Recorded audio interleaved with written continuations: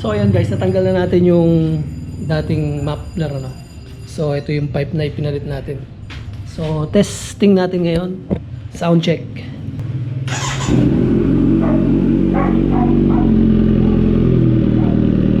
Sound check.